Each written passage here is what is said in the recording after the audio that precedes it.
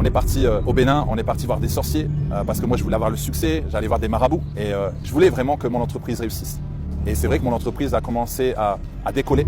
Sauf que lorsque tu vas voir des marabouts, lorsque tu fais des pactes avec le diable peut te donner le succès. Mais en retour, il te prend quelque chose. Amis, quand on vous dit la sorcellerie, la magie, le pouvoir pour multiplier les biens et tout et consorts existe, vous dites que non, c'est pas vrai, c'est comme ça. Voilà un blanc qui va vous expliquer tout son parcours, comment il fait pour... Il est allé au Bénin. Il est allé au Bénin pour prendre la magie, pour remonter chez le Watt. Il prend la magie pour remonter chez le Watt, pour faire l'incarnation, pour avoir beaucoup d'argent dans son entreprise. Donc les amis, quand on vous dit la magie existe partout, et les choses sont réelles de la magie, mais c'est ce que ça a des retours fatals. Ça a des retours fatals, très fatals même. Essayons de suivre la vidéo aussi jusqu'à la fin, et dites-moi ce que vous pensez en commentaire. Il vous explique tout son parcours, du Bénin jusqu'à son entreprise, comment il a eu de l'argent, il a eu du succès, il a commencé à perdre sa famille, il a commencé à perdre sa fille. Ça vous dit, le retour est très fatal les amis. Essayons de le suivre. Comme on dit, c'est seulement le noir qui peut prendre la magie là. Même le blanc aime la magie. Écoutons. On est parti au Bénin, on est parti voir des sorciers parce que moi je voulais avoir le succès, j'allais voir des marabouts et je voulais vraiment que mon entreprise réussisse. Et c'est vrai que mon entreprise a commencé à décoller. Sauf que lorsque tu vas voir des marabouts, lorsque tu fais des pactes avec le diable peut te donner le succès. Mais en retour, il te prend quelque chose.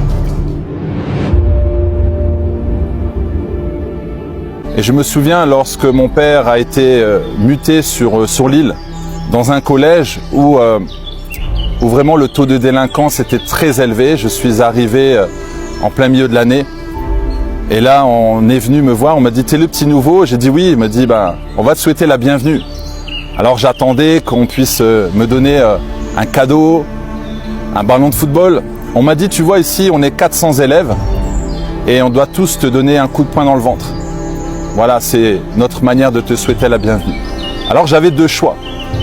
C'est soit devenir une victime jusqu'à la fin de l'année, me prendre des coups, être harcelé, ou alors devenir un méchant garçon, un bad boy. Et c'est ce qui s'est passé.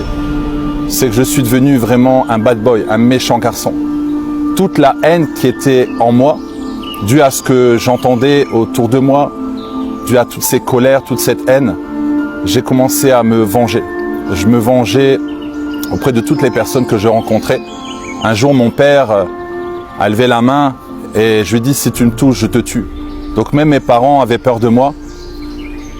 Je suis le dernier, j'ai deux grandes sœurs. Et c'est vrai que les deux grandes sœurs, à un moment donné, étaient parties de la maison. Donc je me retrouvais tout seul. Et je pleurais dans ma chambre.